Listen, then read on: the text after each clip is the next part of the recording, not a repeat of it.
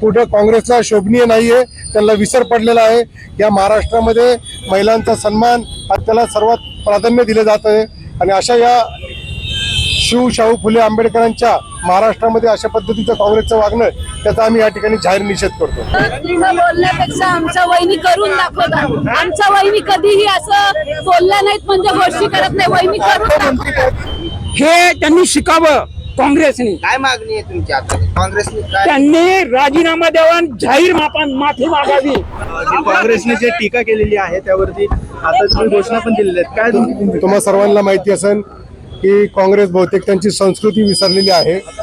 या देशाच्या पंतप्रधान इंदिरा गांधी यांना सुद्धा एकेकाळी गोंगी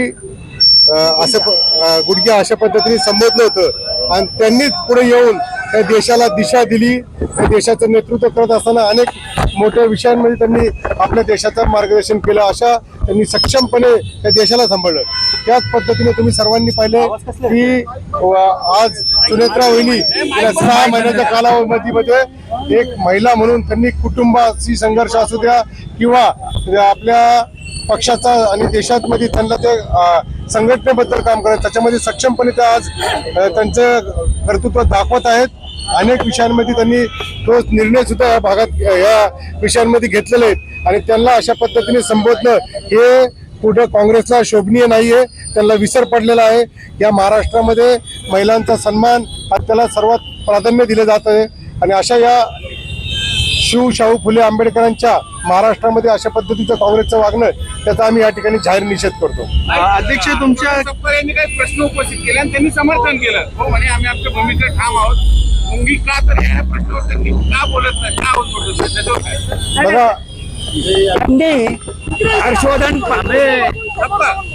हर्षवर्धन सपकाळांनी 1 तारखेला जे सत्कार झाला लोकमान्य टिळक पुरस्कार देऊन कोणाचा, अजित पवारांचा, आणि त्याला अमित शहा होते, तिथं भाषण त्यांनी ऐकले का? त्यांच्या कानामध्ये गेल्या 2-3 वर्षापासून मळ झालेला आहे, तो साफ करावा त्यांनी, म्हणजे त्यांना स्पष्ट ऐकायला येईल काय नेमकं आहे ते। हे त्यांनी शिकावं। काँग्रेसने काय मागणी आहे तुमची आता? काँग्रेसने काय त्यांनी राजीनामा द्यावा, जाहीर माफी मागावी। त्यांच्या राजीनाम्याची माफी मागावी त्यांनी महिलांचा अनादर केलेला आहे, त्यामुळे त्यांना नैतिकदृष्ट्या त्या पदावरती राहण्याचा त्यांना अधिकार नाही। अध्यक्ष जर पाहायला गेलं तर 16 नगरसेवक आहेत, आपली गर्दी या ठिकाणी जरा कमी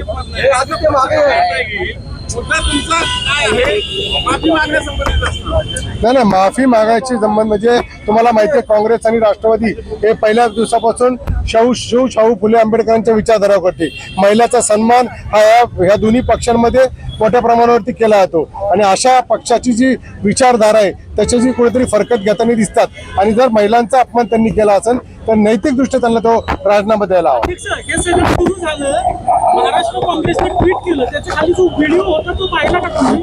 पत्रकार सुनेत्रा पवारांना त्या पालकमंत्री ट्विटचा ते कायदा आणि सुव्यवस्थेबाबत प्रश्न विचारतायत, तर त्या पत्रकाराला एका धनंजय मुंडे गप्प करतायत, त्यामुळे ते तसं त्यांनी ट्विट केलेलं आहे। त्यावर तुमचं काय म्हणणं आहे? यामध्ये 1 मिनिट, यामध्ये एक विषय आहे। त्या दिवशी बीडमध्ये झालेल्या कार्यक्रमाचं वार्तांकन करण्यासाठी जी पत्रकार परिषद होती त्यामध्ये प्रश्न उत्तर अपेक्षित नव्हते, त्यामुळे वाईट वाटून घेण्याचं व्यक्ती कारण नव्हतं। प्रश्नोत्तर पालकमंत्री म्हणून जर प्रश्न विचारले तर फक्त वार्तांकन होतं, काही भान विषयाचा आपण ठेवायला लागतो, महत्वाचा होता। एक मी सांगतो तुम्हाला, काँग्रेस 1 मिनिट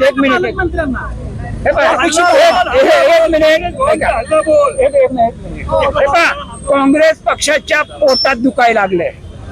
एनडीएच्या माध्यमातून पहिल्यांदा एका महिलेला राज्याचं उपमुख्यमंत्री पद दिलंय।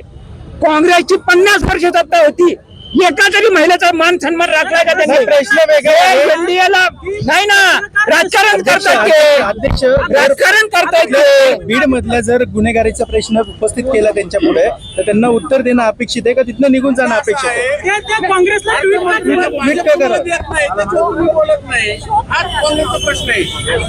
नाही, त्यांचं म्हणणं असं आहे की प्रश्न सुनेत्रा पवारांना विचारला असताना धनंजय मुंडे यांनी मध्यस्थी केली आणि आभार मानले. मग त्यांनी सुनेत्रा पवारांनी उत्तर देणं अपेक्षित असताना धनंजय मुंडे कशा बोलले? अगदी संपत असताना जर एखाद्याने प्रश्न विचारला तर थांबवतात लगेच. तसं झालंय ना ते. त्या कार्यक्रम संपत आलाय आणि त्यावेळेस तुम्ही प्रश्न करताय. बीडच्या कायदा आणि सुव्यवस्थेचा प्रश्न विचारला होता पत्रकारांनी. त्या धनंजय मुंडे पत्रकाराला अडवतायत. सुनेत्रा पवार काय बोलत नाहीये. त्याच्यामुळे काँग्रेसने इथे का केलं? इथे आपल्याला प्रतिभाग होतो विषय नाही. मुद्दा असा आहे हर्षवर्धन सपकाळ यांनी जे प्रश्न उपस्थित केले त्याची उत्तरं तुमच्याकडे आहेत